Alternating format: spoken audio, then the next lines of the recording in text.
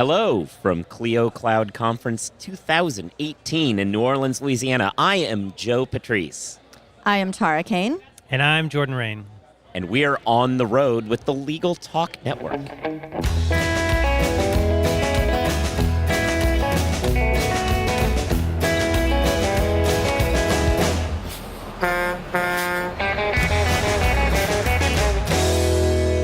And we're back. Thank you so much for joining us on the road. It's a pleasure to be here in the Big Easy. You've probably heard that several times because this ad read is on most of these episodes. So I'm just reading off of that script. I'm trying to shake it up a little bit. So today we are talking about automation and how to do that. But before we get started, we'd like to thank our longtime sponsor, Clio, whose conference is being featured in this series of episodes. If you like what you're hearing, why not check out their conference for real, along with 1,500 other legal professionals at next year's 2019 Clio Cloud Conference. For more information, visit cliocloudconference.com. That's CLIO cloudconference.com. All right, let's get to it. Hey, welcome to the show. Thanks for having me. So let's start first by talking about who you are and how you got basically to here. So Tara, why don't you go first? Well, my name is Tara, and I am a customer support team lead over at Clio. And before that, I worked in IT and law firms, training lawyers on legal tech. Jordan? I have been building software for the web. I'm a software developer for about 10 years now. And about 4 years ago, I joined Clio. And ever since then, kind of been digging into building any bit of Clio that they're interested in. And now getting a chance to come to the conference and talk about it a bit more. So speaking of talking about it, so what did you talk about here that all of our listeners who aren't lucky enough to be here missed? So our talk was advanced Zapier automation. And Zapier, if you're not familiar with it, is a really interesting platform because it lets you tie together two different apps in whatever way you can imagine without writing any code. Interesting.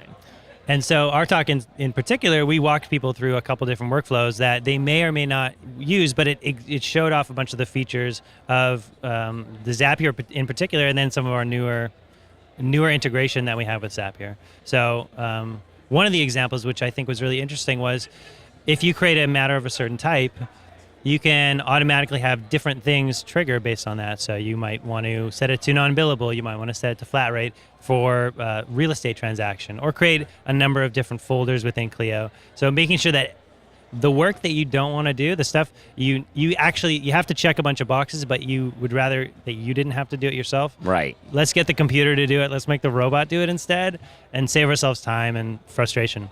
And save the non-billable time for the billable work instead. Yeah.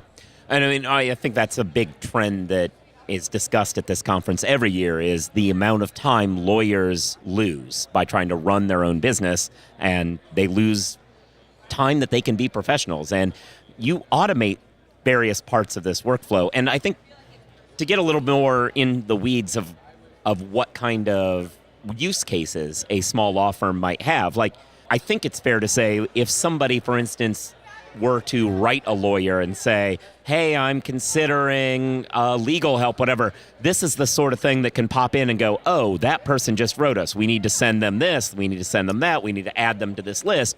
Like all those tasks that should take somebody some time can be automated. Absolutely. Those are exactly the kinds of things that you can automate. You can have it automatically generate, a set of tasks, those steps, those things that you have to do every single time when you onboard a new client. Yeah, I mean, in New York, I know, and I think most states are like this, but at least for my own practice, it used to be you had to send out the client bill of rights and all these things that had to be signed off on as part of the intake, and that can all be handled. Absolutely. Yeah, I think one of the interesting parts we're finding is that we try to make software that can work for everybody, but every firm is going to have that one thing that maybe they do differently. They got some process, or they want to help like their firm step through a bunch of boxes. And Zapier is interesting because you can build it yourself. You don't have to wait for a software vendor to come along and do it for you. And it gets really, really niche. So you can make whatever you imagine in your head, you can kind of tweak that and put the steps down. Cool. So are there other use cases that lawyers in a practice might need other than just client intake that that you've run across? Absolutely. I think getting notified of reminders and when different actions are being taken in the file, for example, some member of their staff creates a new set of tasks. Those are things they may not want to log in to see those things. They may just want to be notified via a Slack message, for example, or, a text message onto their phone. Yeah. The notification one is interesting because you might be using Slack, you might be using GChat or whatever you happen to be, maybe SMS, you want to send that. Oh, GChat, that's an old school term. Yeah, but those specific, whatever app you like best, you can point Zapier at that, which is kind of the interesting part because there are a lot of times we hear from customers and they say, do you integrate with, this app? And we've never heard of it before. But if they're on Zapier, you can integrate with them no problem, which is really interesting and useful. That's cool. So it's all about helping people no longer have to do the mundane tasks. Yeah. Is this the sort of thing where you see really picking up, in the work that you've done, have you noticed as a data level, that you're picking up some time for lawyers, that they're using this stuff as actually allowing them to utilize a little bit more of their productive day? I don't know if you track that data necessarily. So for Zapier in particular, Yeah. I think it's really underutilized. I think that there is a learning curve. There's an upfront investment. Okay. And so we were actually really excited to see how passionate certain people were about Zapier today. But I think that there's a lot of untapped potential there where people may not know. They come to us and say, I really wish Clio did this. Well, maybe we spend an afternoon, we set it up, and it does do it now for you, right? So I think that's one thing I would love to get into more education around Zapier, where teaching people how to use it and making sure that our integration as well gives them the tools. It's just a toolbox they can use to put together something interesting. Those are the kinds of things that support totally comes in on, right? We get phone calls all the time from people who sometimes don't know what they want. Yeah. They don't know what they need to do to become more efficient. And Lawyers don't know how to be efficient? No. That's what we're good at. That's what we can help with. Amazing. I just feel like this is going to be one of those things that in a couple of years we're going to have that trends report come out and talk about the little things that you all are doing that are actually helping people utilize their time better. That would be get great. Paid better. Yeah.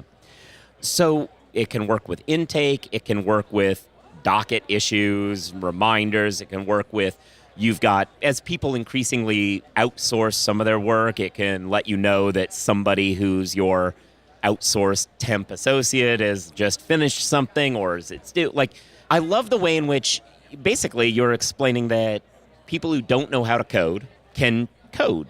It's like a cheat sheet. Yeah. Absolutely. I think that was a main point of our talk that we really hope people took to heart is that you don't need to write a single line of code to get your own custom program, and you can be a developer, in your own right. And this last couple months, as we've been writing this talk, it's been really interesting for me as a developer because there's so many things you can get done so quickly when you have these kind of building blocks to just stack together. And I think that it'll be fun to talk with customers and see what things they need and what we can build for them. Yeah, I'm expecting that we're going to get a few calls, a few chats from people who, go back to their office after this conference who maybe attended our session and they want to dig into it a lot more. Yeah, for a few years, I'm now betraying my age as a legal journalist. So I've been to tech shows for a while, and for a few years, the big rage was all lawyers need to become coders. And a lot of people were like, well, that seems ridiculous. And it kind of was, because what we weren't really thinking through is that a tool will come out that allows basically coding for dummies, and of that I mean the lawyer set. Coding for dummies allows us to utilize and leverage technology without actually knowing how to string together any kind of real code. Yeah, maybe one way to think about it is the lawyer doesn't need to learn how to code, but they should learn how to think about systems and think about ways that your workflows are slow or not helpful overall. You want to do that. You need to do that task. There's a task you need to do, but if a computer does it, it's better, right? Right. What part of your workflow is just sort of wasting your day? And getting really sensitive to that idea, because every time you can find it and eliminate it, you've saved, okay, that's 10 minutes off my day, maybe another 10 minutes the next week, and then it keeps compounding over time. And so that kind of mindset of a developer, a mindset of automation, I think could be really impactful for people. Yeah, to start off, I think looking for those repeatable tasks, those things that have to do again and again, prime candidates. Yeah. Or things that people maybe skip or are unreliable, right? Computers Right. are so, if you tell them what to do, they will do it every time, unlike people. And so if you can get something set up that will, automate that piece, then it'll always be there consistently with the right format, and you can then build your reports or build whatever billing you have around it. And I've definitely seen lawyers who skip tasks just because it's a thing that they never really had to worry about, especially if they're an older lawyer. It's a new regulation to send XYZ thing that they didn't really think through. Like, that's a thing that can be outsourced to the computer. Well, which, people in general, like we want to take the path of least resistance. So what can we do to make that path of least resistance also the correct path, the right one. Yeah. And I think setting up systems that kind of guide you in that direction or take those things out of your hands altogether. Hey, the email got sent or the document got built for you automatically every week. That would be great. It's also a way to protect yourself. I mean, you mentioned having a new legislation comes in. You don't want to miss that step. Yeah. You don't want to be liable for that. So finding ways to sort of double check your own work and make sure that you did that task would be a good thing. Older lawyers are always complaining about the idea of robot lawyers and stuff like that, but it's not that. But this is what it's really useful for, is being able to keep yourself apprised when you don't necessarily have the bandwidth in your head to take care of every little issue. Mm-hmm. It leaves you time to worry about the important stuff. Yeah. Well, awesome. Before we close it out today, one last question. If our listeners would like to follow up, how can they reach you? Well, I'm on Twitter at Tara Cain, TaraCain, or you can reach out to me directly at Clio in the support department. Cool. Yeah, and for me, I'm also on Twitter. You can reach me at JNRaine. That's JNRAINE. And be happy to talk with any customer about, Zapier or anything around automation in particular. Awesome. Well, in the most corny way possible, I'm going to say we've reached the end of the road of today's episode. I want to thank our guests for joining us today. We also want to thank our listeners for tuning in. If you like what you heard today, please rate us on Apple Podcasts, which is not iTunes anymore, I guess. And we'll see you next time. We'll talk to you, whatever. We'll see you next time for another episode of On the Road with the Legal Talk Network. If you'd like more information about what you've heard today, please visit LegalTalkNetwork.com. Subscribe via iTunes and RSS. Find us on Twitter and Facebook, or download our free Legal Talk Network app in Google Play and iTunes. The views expressed by the participants of this program are their own and do not represent the views of, nor are they endorsed by, Legal Talk Network, its officers, directors, employees, agents, representatives, shareholders, and subsidiaries. None of the content should be considered legal advice. As always, consult a lawyer.